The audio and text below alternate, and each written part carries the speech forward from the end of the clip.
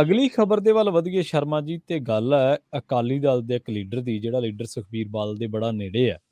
ਇੱਕ ਪਾਸੇ ਅਕਾਲੀ ਦਲ ਹੁਣ ਐਸਜੀਪੀਸੀ ਕਰਕੇ ਇਹ ਨਿਸ਼ਾਨਾ ਲਾ ਰਿਹਾ ਸੀ ਭਾਜਪਾ ਤੇ ਕਿ ਇਹਨਾਂ ਨੇ ਬਈ ਸਾਡੇ ਇੰਟਰਫੇਅਰ ਕੀਤਾ, ਜਾਂ ਭਾਜਪਾ ਤੇ ਸਿੱਧੇ ਸਿੱਧੇ ਐਲੀਗੇਸ਼ਨ ਵੀ ਲਾਏ। ਵਿਕਰਮ ਮਜੀਠੀਆ ਤਾਂ ਤੁਹਾਨੂੰ ਪਤਾ ਸੌਦਾ ਸਾਧ ਬਾਰੇ ਵੀ ਬੋਲੇ ਨੇ, ਤੇ ਪਰ ਮਲੂਕਾ ਸਾਹਿਬ ਕਹਿ ਰਹੇ ਨੇ ਕਿ ਅਕਾਲੀ ਦਲ ਭਾਜਪਾ ਤੋਂ ਬਿਨਾਂ ਕਿਸੇ ਹੋਰ ਪਾਰਟੀ ਨਾਲ ਗੱਠਜੋੜ ਕਰ ਹੀ ਨਹੀਂ ਸਕਦਾ।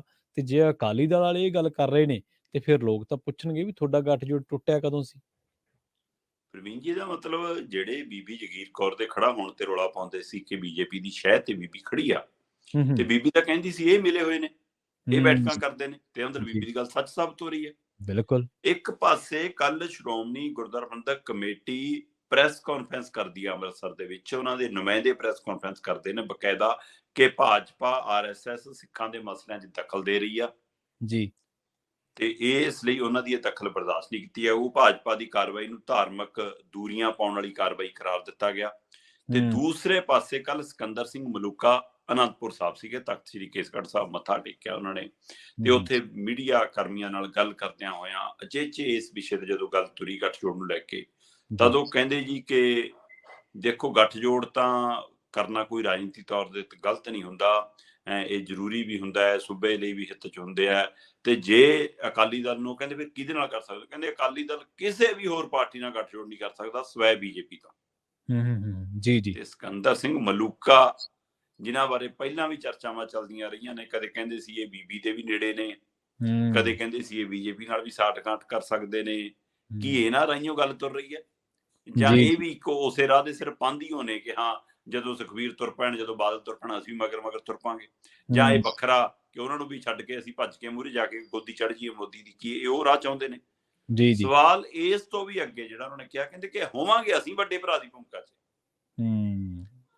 ਬੀਜੇਪੀ ਲਗਾਤਾਰ ਇਹਨਾਂ ਦੇ ਨਾਲ ਗੱਠਜੋੜ ਰਹਿੰਦਿਆਂ ਵੀ ਅਕਾਲੀ ਦਲ ਨੂੰ ਘੇਰਨ ਲੱਗ ਗਈ ਸੀ, ਔਰ ਅਕਾਲੀ ਦਲ ਬਾਰੇ ਬੋਲਣ ਲੱਗ ਗਈ ਸੀ ਕਿ ਹੁਣ ਅਗਲੀ ਵਾਰ ਚੋਣਾਂ ਜਦੋਂ ਬਰਾਬਰੀ ਤੇ ਲੜੀਆਂ ਜਾਣਗੀਆਂ, ਜਾਂ ਫਿਰ ਅਸੀਂ ਵੱਡੇ ਭਰਾ ਦੀ ਭੂਮਿਕਾ 'ਚ ਹੋਵਾਂਗੇ। ਸੋ ਅਕਾਲੀ ਦਲ ਤੋਂ ਵੱਖ ਹੋ ਕੇ ਉਹਨਾਂ ਨੇ ਪੂਰੇ ਪੰਜਾਬ 'ਚ ਚੋਣ ਲੜ ਲਈ, ਚਾਹੇ ਉਹ ਹਾਰੇ, ਚਾਹੇ ਜਿੱਤੇ, ਚਾਹੇ ਵੋਟ ਪਈ, ਚਾਹੇ ਨਹੀਂ ਪਈ, ਪਰ ਸਥਿਤੀ ਅਕਾਲੀ ਦਲ ਨੂੰ ਵੀ ਆਪਣੀ ਸਾਬਤ ਕੀਤੀ। ਸੋ ਅਕਾਲੀ ਦਲ ਹੁਣ ਇਸ ਨੀਤੀ ਤੇ ਮੈਨੂੰ ਲੱਗਦਾ ਚੱਲ ਪਿਆ ਕਿ ਜਿਹੜੇ 2-4 ਵੋਟ ਉਹਨਾਂ ਦੇ ਹਵਾਲੇ ਨਾਲ ਵੀ ਆਉਂਦੇ ਨੇ, ਉਹ ਵੀ ਆ ਜਾਣ, ਸ਼ਾਇਦ ਇਹਦੇ ਨਾਲ ਇੱਕ ਅੱਧੀ ਸੀਟ ਆ ਜਾਵੇ, ਕਿਉਂਕਿ ਅਕਾਲੀ ਦਲ ਇਸ ਮੌਕੇ ਸਭ ਤੋਂ ਮਾੜੇ ਦੌਰ 'ਚੋਂ ਲੰਘ ਰਿਹਾ ਜੀ। ਔਰ ਇਹਦੇ ਲਈ ਬਾਦਲ ਪਰਿਵਾਰ ਸਿੱਧੇ ਰੂਪ 'ਚ ਜ਼ਿੰਮੇਵਾਰ ਠਹਿਰਾਇਆ ਜਾ ਰਿਹਾ। ਅਕਾਲੀ ਦਲ ਦੇ ਅੰਦਰੋਂ ਹੀ ਆਵਾਜ਼ ਉੱਠਦੀ ਹੈ, ਅਸੀਂ ਤੁਸੀਂ ਨਹੀਂ ਕਹਿੰਦੇ, ਇਹ ਅਕਾਲੀ ਦਲ ਦੇ ਅੰਦਰੋਂ ਹੀ ਆਵਾਜ਼ ਉੱਠਦੀ ਹੈ ਕਿ ਇਹਦੇ ਲਈ ਬਾਦਲ ਟੱਬਰ ਜ਼ਿੰਮੇਵਾਰ ਆ। ਜੇ ਜਗੀਰ ਕੌਰ ਵਰਗੀ, ਜਿਹੜੀ ਸੁਖਬੀਰ ਸਿੰਘ ਬਾਦਲ ਤੋਂ ਵੀ ਵੱਧ ਪ੍ਰਕਾਸ਼ ਸਿੰਘ ਬਾਦਲ ਦੀ ਖਾਸ ਸੀ, ਸੋ ਆਪਣੇ ਪੁੱਤ ਨਾਲੋਂ ਵੀ ਵੱਧ ਉਹ ਕਹਿੰਦੇ ਕਿ ਮੈਨੂੰ ਪਿਆਰ ਕਰਦੇ ਸੀ ਵੱਡੇ ਬਾਦਲ ਸਾਹਿਬ, ਸੋ ਉਹ ਬੀਬੀ ਵੀ ਜੇਕਰ ਬਾਗੀ ਹੋ ਕੇ ਕੱਲ ਇਹਨਾਂ ਦੇ ਮੂਹਰੇ ਖੜੀ ਆ, ਤਾਂ ਹੁਣ ਇਹਦੇ ਪਿੱਛੇ ਵੀ ਕਹਿੰਦੇ ਬੀਜੇਪੀ ਆ। ਤੇ ਦੂਸਰੇ ਪਾਸੇ ਹੁਣ ਸ਼੍ਰੋਮਣੀ ਕਮੇਟੀ 'ਚ ਜਦੋਂ ਚੈਲੰਜ ਮਿਲਿਆ, ਤਦ ਕਹਿੰਦੇ ਜੀ ਬੀਜੇਪੀ ਦਖਲ ਦਿੰਦੀ ਆ ਪੰਥ ਵਾਲੇ ਮਾਮਲੇ 'ਚ। ਉਦਣ ਕਿਉਂ ਨਹੀਂ ਯਾਦ ਆਉਂਦਾ ਜਦੋਂ ਸਾਡੇ ਧਾਰਮਿਕ ਗ੍ਰੰਥਾਂ 'ਚ ਛੇੜਖਾਨੀਆਂ ਕਰਾਈਆਂ ਜਾਂਦੀਆਂ, ਜਦੋਂ ਧਾਰਮਿਕ ਗ੍ਰੰਥਾਂ 'ਚ ਇਬਾਰਤ ਬਦਲਦੀ ਜਾਂਦੀ ਹੈ, ਸਾਡਾ ਇਤਿਹਾਸ ਬਦਲਿਆ ਜਾਂਦਾ, ਸਾਡੇ ਸਿਲੇਬਸ ਦੀਆਂ ਕਿਤਾਬਾਂ 'ਚ ਬਦਲ ਦਿੱਤਾ ਜਾਂਦਾ ਸਾਰਾ ਕੁਝ। ਉਸ ਸਮੇਂ ਸ਼੍ਰੋਮਣੀ ਕਮੇਟੀ ਨੂੰ, ਅਕਾਲੀ ਦਲ ਨੂੰ ਕਿਉਂ ਨਹੀਂ ਯਾਦ ਆਉਂਦਾ ਕਿ ਆਰਐਸਐਸ ਦਖਲ ਦੇ ਰਹੀ ਹੈ, ਵੀ ਉਦਣ ਕਿਉਂ ਨਹੀਂ ਆਵਾਜ਼ ਚੱਕਦੇ। ਸੋ ਹੁਣ ਇੱਕ ਪਾਸੇ ਉਹ ਪਹਿਲੂ, ਜਾਂ ਤਾਂ ਇਹ ਪ੍ਰਵੀਨ ਜੀ ਨੀਤੀ ਆ ਕਿ ਇੱਕ ਪਾਸੇ ਧਾਰਮਿਕ ਹਵਾਲੇ ਨਾਲ ਉਹਨਾਂ ਤੇ ਦਬਾਅ ਬਣਾਓ ਤਾਂ ਕਿ ਸਾਡੇ ਖਿਲਾਫ ਬੀਜੇਪੀ ਨੂੰ ਲੱਗੇ ਕਿ ਆਹ ਪ੍ਰਚਾਰ ਨਾ ਉੱਠੇ, ਇਹਨੂੰ ਚੁੱਪ ਕਰਾ ਲਈਏ। ਦੂਏ ਪਾਸੇ ਰਾਜਨੀਤਿਕ ਪਹਿਲੂ ਤੋਂ ਚਿੱਠੀ ਵੀ ਅੱਗੇ ਵਧਾਉਂਦੇ ਰਹੋ ਕਿ ਜੀ ਸਾਡੇ ਨਾਲ ਸਾਂਠ-ਗਾਂਠ ਕਰ ਲਓ, ਨਾ ਕਿ ਉਹਨਾਂ ਨੂੰ ਲੱਗੇ ਕਿ ਚੱਲ ਸੱਦਾ ਆਉਂਦਾ, ਆਪਾਂ ਇਹ ਵੀ ਕਹਿ ਦਾਂਗੇ ਕਿ ਸੱਦਾ ਉੱਧਰੋਂ ਆਇਆ। ਸੋ ਇਹ ਗੱਲ ਲੰਮੇ ਸਮੇਂ ਤੋਂ ਪੰਜਾਬ ਦੀਆਂ ਸਫਾ ਦੇ ਵਿੱਚ ਚੱਲ ਰਹੀ ਆ ਕਿ ਪਿਛਲੇ ਬੂਹੇ ਬੀਜੇਪੀ ਨਾਲ ਅਕਾਲੀ ਦਲ ਬੈਠਕਾਂ ਕਰ ਰਿਹਾ, ਅਕਾਲੀ ਦਲ ਪਹੁੰਚ ਕਰ ਰਿਹਾ, ਹੁਣ ਬੀਜੇਪੀ ਵਾਲੇ ਨਹੀਂ ਪਹੁੰਚ ਕਰਦੇ, ਇਹ ਬੂਹਾ ਖੜਕਾ ਰਹੇ ਨੇ ਕਿ ਸਾਨੂੰ ਇੱਕ ਵਾਰ ਕੁੰਡੀ ਖੋਲ ਦਿਓ, ਬਸ ਅਸੀਂ ਅੰਦਰ ਆਉਣਾ, ਸਾਨੂੰ ਲੈ ਲਓ ਇੱਕ ਵਾਰ ਦੁਬਾਰਾ। ਸੋ ਇਹਦੀ ਚਰਚਾ ਬਹੁਤ ਜ਼ੋਰਾਂ ਤੇ, ਕੀ 2024 ਦੇ ਵਿੱਚ ਮੁੜ ਕੇ ਅਕਾਲੀ ਦਲ ਔਰ ਭਾਜਪਾ ਗੱਠਜੋੜ ਰਾਹੀਂ ਚੋਣਾਂ ਲੜਨਗੇ? ਬਸ ਉਹਦੇ ਵਿੱਚ ਫੇਰ ਇੰਨਾ ਹੋਊਗਾ ਕਿ ਹੁਣ ਤੱਕ ਅਕਾਲੀ ਭਾਜਪਾ ਗੱਠਜੋੜ ਕਿਹਾ ਜਾਂਦਾ ਸੀ, ਹੋ ਸਕਦਾ ਉਸ ਸਮੇਂ ਭਾਜਪਾ ਅਕਾਲੀ ਦਲ ਗੱਠਜੋੜ ਕਿਹਾ ਜਾਵੇ। ਇਹ ਫਰਕ ਆ ਸਕਦਾ ਕਿ ਭਾਜਪਾ ਕਹੂਗਾ ਕਿ ਹੁਣ ਅਸੀਂ ਆਪਣੀ ਮਰਜ਼ੀ ਦੀਆਂ ਵੱਧ ਸੀਟਾਂ ਤੇ ਲੜਾਂਗੇ ਜਾਂ ਬਰਾਬਰ, ਕਿਉਂਕਿ 13 ਨੇ ਪ੍ਰਵੀਨ ਜੀ, ਤੇ 13 ਦਾ ਮਤਲਬ ਤੁਸੀਂ ਹੁਣ ਅੱਧੀਆਂ ਤਾਂ ਕਰ ਨਹੀਂ ਸਕਦੇ ਕਿ 6.5 ਤੇ ਲੜ ਲਓ, ਇੱਕ ਜਣਾ ਤੋਂ 7 ਤੇ ਲੜੂਗਾ ਹੀ ਨਾ ਫਿਰ, ਜਾਂ ਫਿਰ ਇੱਕ ਕੋਈ ਤੀਜਾ ਭਾਈ ਵੱਲ ਲਾਉਣਾ ਪਊਗਾ ਕਿ ਭਾਈ ਇੱਕ ਸੀਟ ਉਹਨੂੰ ਛੱਡ ਲਓ ਜਾਂ 3 ਸੀਟਾਂ ਉਹਨੂੰ ਛੱਡ ਲਓ। ਸੋ ਕੁਛ ਨਾ ਕੁਛ ਇਹ ਮਹਿਸੂਸ ਹੋ ਰਿਹਾ ਕਿ ਅਕਾਲੀ ਦਲ ਮੁੜ ਕੇ ਬੀਜੇਪੀ ਨਾਲ ਗੱਠਜੋੜ ਕਰਨਾ ਚਾਹੁੰਦਾ, ਔਰ ਮਲੂਕਾ ਵਰਗੇ ਬੰਦੇ ਦੇ ਬੋਲ ਕਿ ਹਾਂ ਜੀ ਅਸੀਂ ਗੱਠਜੋੜ ਜੇ ਕਰਾਂਗੇ ਤਾਂ ਸਿਰਫ ਬੀਜੇਪੀ ਨਾਲੇ ਕਰਾਂਗੇ, ਹੋਰ ਕਿਸੇ ਪਾਰਟੀ ਨਾਲ ਸਾਡਾ ਗੱਠਜੋੜ ਹੋ ਹੀ ਨਹੀਂ ਸਕਦਾ।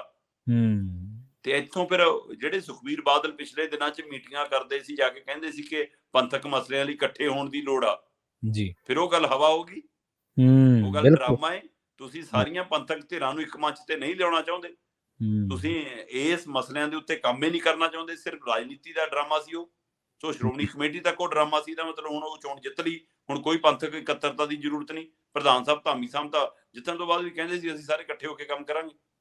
ਪਰ ਇੱਧਰ ਹੁਣ ਇਹ ਮਲੂਕਾ ਉਹਨਾਂ ਦੇ ਬੋਲ ਦੱਸਦੇ ਨੇ ਕਿ ਮੁੜ ਕੇ ਬੀਜੇਪੀ ਦੀ ਝੋਲੀ ਪੈਣਾ ਚਾਹੁੰਦੇ ਨੇ। ਤੋ ਇਸ ਤੋਂ ਵੱਡਾ ਹੋਰ ਇਹਨਾਂ ਕੋਲ ਕੋਈ ਰਾਹ ਨਹੀਂ ਬਚਦਾ। ਇਹਨਾਂ ਨੂੰ ਲੱਗਦਾ ਰਾਜਨੀਤਿਕ ਤੌਰ ਤੇ ਸਾਡੇ ਦਿੱਲੀ ਪਹੁੰਚ ਖਤਮ ਹੋ ਗਈ, ਸਾਡੇ ਮੰਤਰੀ ਉਹਦੇ ਖਤਮ ਹੋ ਗਏ, ਸੋ ਉਹ ਦੁਬਾਰਾ ਬਹਾਲ ਕਰਾਉਣ ਦੀ ਕਵਾਇਦ ਹੈ ਪ੍ਰਵੀਨ ਜੀ। ਜੀ ਜੀ ਬਿਲਕੁਲ। ਚਲੋ ਫਿਰ ਦੇਖਦੇ ਹਾਂ ਕਿ ਉਦੋਂ ਬਿਆਨ ਫਿਰ ਕਹਿ ਦਿੱਤੇ ਜਾਣੇ, ਕਿਉਂਕਿ ਹੁਣ ਤਾਂ ਬਿਆਨ ਤੁਹਾਨੂੰ ਪਤਾ ਨਾ ਐਂਟੀ ਭਾਜਪਾ ਵੀ ਥੋੜਾ ਜਿਹਾ ਮਲਮੀ ਜੀਭ ਨਾਲ ਨਿਖੇਧੀ ਕਰ ਦਿੱਤੀ ਜਾਂਦੀ ਹੈ। ਫਿਰ ਇਹੀ ਹੈ ਜਦੋਂ ਗੱਠਜੋੜ ਹੋ ਗਿਆ ਕਹਿ ਦੇਣਗੇ ਜੀ ਕਾਨੂੰਨੀ ਬਿੱਲ ਮਾਫ ਹੋ ਗਏ, ਖੇਤੀ ਕਾਨੂੰਨ ਮਾਫ ਹੋ ਗਏ, ਸਾਫ਼ ਹੋ ਗਏ। ਫਿਰ ਅਸੀਂ ਵੀ ਸੋਚਿਆ ਵੀ ਅਸੀਂ ਵੀ ਇਹਨਾਂ ਦੇ ਨਾਲ ਹੀ ਰਲ ਜਾਈਏ। ਸਾਡਾ ਉਹੀ ਰੋਸਾ ਸੀ ਜੀ, ਉਹੀ ਰੋਸਾ ਸੀ ਸਾਡਾ। ਅਸੀਂ ਉਹ ਵਾਪਸ ਕਰਾਏ। ਜੀ ਜੀ ਜੀ।